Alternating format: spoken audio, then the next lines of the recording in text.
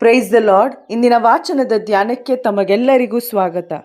ಹಾಗಾದರೆ ಯಾರು ತಾನೇ ಜೀವೋದ್ಧಾರ ಹೊಂದಲು ಸಾಧ್ಯ? ಪ್ರಿಯರೇ, ಇಂದಿನ ವಾಚನಗಳಲ್ಲಿ ಜೀವೋದ್ಧಾರ, ರಕ್ಷಣೆ ಎಂಬುದು ಪೂರ್ತಿಯಾಗಿ ದೇವರ ಕಾರ್ಯವಾಗಿದೆ, ದೇವರ ಪೂರ್ವ ನಿರ್ಣಯವಾಗಿದೆ. ರಕ್ಷಣೆ ಸ್ವೀಕಾರ ಮಾಡಿದ ಪ್ರತಿಯೊಬ್ಬ ವಿಶ್ವಾಸಿಯು ಪರಿಶುದ್ಧ ಜೀವನ ಮತ್ತು ನೈಜ ಶಿಷ್ಯತ್ವವನ್ನು ತೋರಿಸಲು ಕರೆ ನೀಡುತ್ತವೆ.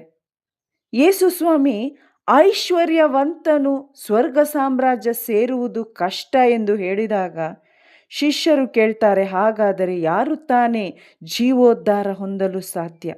ನಮ್ಮಲ್ಲಿರುವ ಐಶ್ವರ್ಯ, ಒಳ್ಳೆಯತನ, ಧಾರ್ಮಿಕ ಕಾರ್ಯಗಳು ನಮ್ಮನ್ನು ರಕ್ಷಿಸಲಾರವು. ಇಂದು ನಾವು ಅನೇಕರು ನಮಗೆ ಸಿಕ್ಕಿರುವ ಭೌತಿಕ ಆಶೀರ್ವಾದಗಳು ಸ್ವರ್ಗಕ್ಕೆ ಕರೆದೊಯ್ಯುತ್ತವೆ ಎಂಬ ಒಂದು ತಪ್ಪಾದ ಅರಿವಿನಲ್ಲಿದ್ದೇವೆ. ನಮ್ಮ ಸ್ವನೀತಿಯ ಕಾರ್ಯಗಳು, ಇತರರಿಗೆ ನಾವು ಮಾಡುವ ಒಳ್ಳೆಯತನ ನಮ್ಮನ್ನು ಸ್ವರ್ಗಕ್ಕೆ ಕರೆದೊಯ್ಯುತ್ತೆ. ನಾವು ಮಾಡುವ ಧಾರ್ಮಿಕ ಆಚರಣೆಗಳು ನಮ್ಮನ್ನು ಸ್ವರ್ಗಕ್ಕೆ ಕರೆದೊಯ್ಯುತ್ತೆ ಎಂಬ ಒಂದು ತಪ್ಪಾದ ಅರಿವಿನಲ್ಲಿ ನಾವು ಅನೇಕರು ಇದ್ದೇವೆ. ಇಂದು ಯೇಸು ಶಿಷ್ಯರಿಗೆ ಉತ್ತರಿಸಿ ಹೇಳಿದಂತೆ, ಮನುಷ್ಯರಿಗೆ ಇದು ಅಸಾಧ್ಯ, ದೇವರಿಗಲ್ಲ. ದೇವರಿಗೆ ಎಲ್ಲವೂ ಸಾಧ್ಯ. ಆದಾಮನ ಅವಿಧೇಯತೆಯ ನಿಮಿತ್ತ ದೇವರ ಮಹಿಮೆಯನ್ನು, ಸತ್ಸಂಬಂಧವನ್ನು ಎಲ್ಲ ಮನುಷ್ಯರು ಅನುಭವಿಸದೇ ಹೋದರು.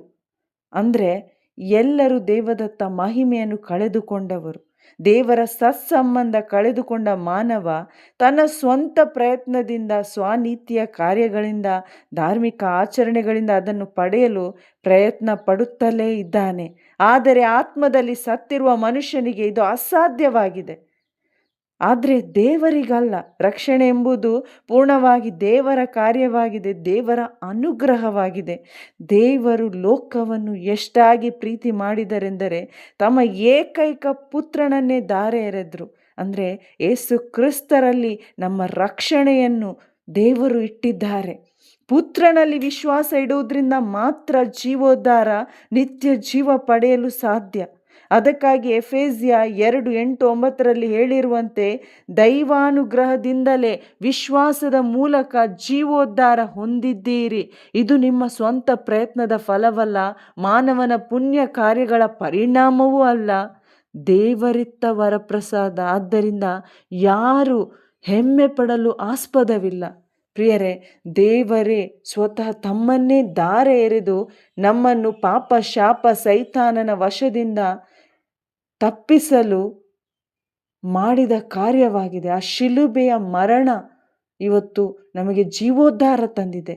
ಈ ಶ್ರೇಷ್ಠ ಜೀವೋದ್ಧಾರ, ಉತ್ಕೃಷ್ಟ ಜೀವೋದ್ಧಾರ, ಇದರ ಕುರಿತಾಗಿ ಪ್ರವಾದಿಗಳು ವಿಚಾರಣೆ ಮಾಡಿದ್ರು, ಪ್ರವಾದಿಸಿದ್ರು. ಯಾವ ಸಮಯ ಸಂದರ್ಭ ಎಂದು ಕಂಡುಹಿಡಿಯಲು ಪ್ರಯತ್ನಿಸಿದ್ರು. ದೇವದೂತರು ಸಹ ವೀಕ್ಷಿಸಲು ಅಪೇಕ್ಷಿಸಿದಂಥ ಒಂದು ಸಂಗತಿಯಾಗಿದೆ ಮನುಷ್ಯನ ಜೀವೋದ್ಧಾರ. ಆದ್ದರಿಂದ ವಿಶ್ವಾಸಿಗಳಾದ ನಮ್ಮ ಪ್ರತಿಕ್ರಿಯೆ ಏನಾಗಿರಬೇಕು? ನಮ್ಮ ಮನಸ್ಸು ಕಾರ್ಯೋನ್ಮುಖವಾಗಬೇಕು. ಸ್ವರ್ಗೀಯ ವಿಷಯಗಳಲ್ಲಿರಬೇಕು ನಮ್ಮ ಮನಸ್ಸು ಧ್ಯಾನ. ಮುಂದೆ ನಮಗೆ ಲಭಿಸಲಿರುವ ಸೌಭಾಗ್ಯದ ಕುರಿತು ನಾವು ಪೂರ್ಣ ನಿರೀಕ್ಷೆ ಉಳ್ಳವರಾಗಬೇಕು. ಅಷ್ಟು ಮಾತ್ರವಲ್ಲ, ಯಾವ ರೀತಿಯಲ್ಲಿ ದೇವರು ಪರಿಶುದ್ಧರಾಗಿದ್ದಾರೆ, ಪವಿತ್ರರಾಗಿದ್ದಾರೆ, ನಾವು ಸಹ ನಮ್ಮ ನಡೆ ನುಡಿಯಲ್ಲಿ ಸಾಕ್ಷಿಯ ಜೀವಿತವನ್ನು ಜೀವಿಸಬೇಕು, ಪರಿಶುದ್ಧ ಜೀವನ ನಡೆಸಬೇಕು. ಇದಕ್ಕಾಗಿಯೇ ದೇವರು ನಮ್ಮನ್ನು ಕರೆದಿದ್ದಾರೆ. ಆಮೇನ್. Praise the lord.